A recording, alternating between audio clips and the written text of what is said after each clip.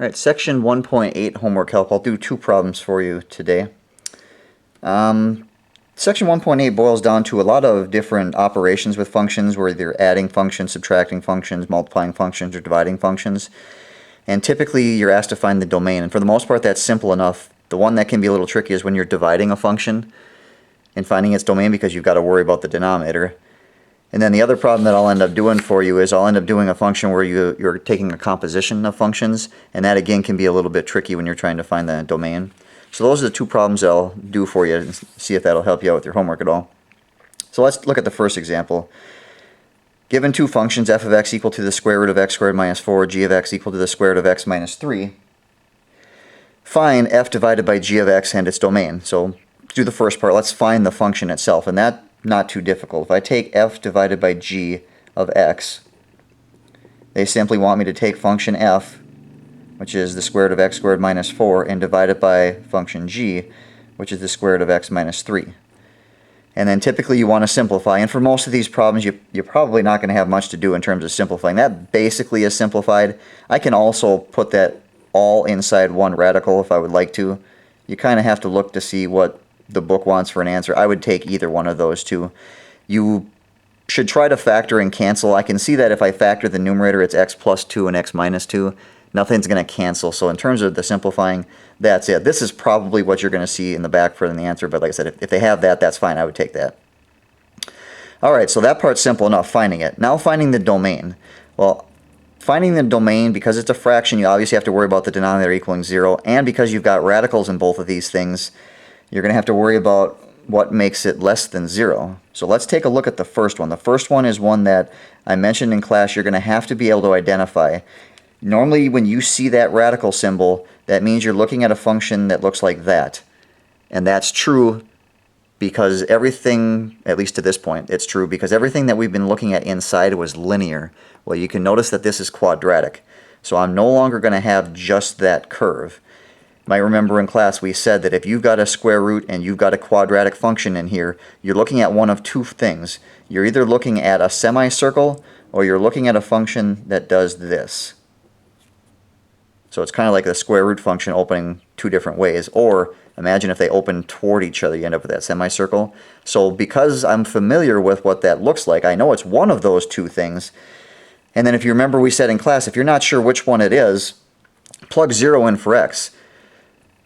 And if you get an actual number, then you know it is the semicircle. If you get an imaginary number, you're dealing with the two square roots going opposite directions.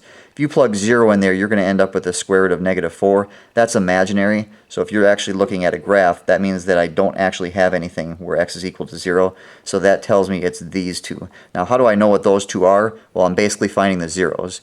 If I set that equal to 0 and solve, I could factor and get x plus 2 and x minus 2. I know this is going to be positive 2 and negative 2. So why do I need to know what the graph looks like? Well, I need to know what its domain is. So because I can tell it's actually this one right here, I can look at it. I know this x value is negative 2. That x value is positive 2. It's everything less than or equal to negative 2. So if I take a look at this, square root of x squared minus 4, its domain is going to be x is everything less than or equal to negative 2. That covers this. And then it's also going to be everything where x is greater than or equal to positive 2, all of this. So again, make sure that you identify when you see a square root and a squared term inside that you should know that it's one of these two. It's something I can almost guarantee that you're going to see again. Alright, so there's the domain for that part. That's not my final answer, but there's the domain for the numerator part of it. If I look at the denominator, it's the square root of x minus 3. Now that is linear inside there, which means I am dealing with, a square root function that looks like that. So like we did before, you just want to take what's inside, set it equal to 0, and solve. You're not going to actually set it equal to, you're going to set it greater than or equal to 0. Now this is actually in the denominator, so we do not want this to equal 0. So normally I would say greater than or equal to, but this time it's just going to be greater than 0. Add 3 to both sides is a quick one to solve. X is greater than 3. So there's the domain for my denominator.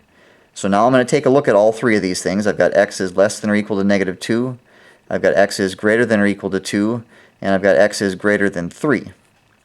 And I don't want to give all three of these because I don't need to. It would be like giving you an answer that's not simplified. You should always simplify as far as you can. I'm going to look at each one of these one at a time and ask myself, does it work for both functions? Because if it doesn't work for both functions, then it doesn't work for f divided by g altogether. So pick a number that's less than -2. Now I got this from looking at the numerator, so I know picking a number smaller than or equal to -2 is going to make the numerator work. But look at the denominator. If I put something like -5 in there, it's going to give me the square root of -8. That's imaginary, therefore it's not real. So I know that part actually can't work. So I shift to the next one. X is greater than or equal to 2. Again, I got that from looking at the numerator, so I know it's going to work here. Trick is does it work here? And you have to be careful. Depending on the number you pick, yeah, it could. But think if I put the smallest number in there. If I put 2 in here, 2 minus 3 is going to give me a negative number, which means a lot of those numbers do work, but anything between 2 and 3 is not. So this actually is not going to work either. All right, so now I move on to x is greater than 3. Well, I got that from looking at the denominator, so I know it works there. Now does it work for the numerator? And if you plug in the smallest number, 3, even though I technically can't, but you plug that in, it's going to give me a number that's positive. Because I'm squaring it, the bigger x value you plug in, the bigger that this term is going to be, you eventually are going to have a positive number. This is actually your domain. And it's kind of tricky when you're doing it. So it's something that you'll get used to. It just takes a little bit of practice. But go ahead and list out the domains for both the numerator and denominator separately, and then just run through it. Chances are you're going to end up eliminating a couple of them, and it'll simplify down to 1. Right, so you had a couple in your homework like that. We also did 1 or 2 in the notes, so if you're still having trouble, go ahead and take a look at the notes and see if that'll help you out. And then the next example, or last example I'll do, is a composition of functions. So if f of x is equal to x squared plus 3 and g of x is equal to the square root of x plus 2, it wants us to find f of g of x and its domain. Now this is the way that I like to write it, and if I put it on a test, this is the way I'm going to have it. But remember when you see that little open circle there, that this means the same thing. So just get used to identifying it, because the book likes to do this, and it's one of those things where you should be able to identify both and know it's the same thing. It said, I prefer this, but the book will use this. And it'll actually go back and forth. Alright, so if we remember how to do the composition of functions, we start at the innermost parenthesis. It wants me to take function g, which is this thing, and plug it into function f. So what that's really saying, f of g of x, if I just make a substitution there and replace g of x with the square root of x plus 2, I know because I see this inside the parentheses that they want me to take this and plug it into function f wherever I see an x. So that's actually going to be x, but I replace x with square root of x plus 2. It needs to be squared, and then I also need to add 3 to it. And now I just need to simplify it. It's asking me to square. It's a square root, so I know that that will undo each other.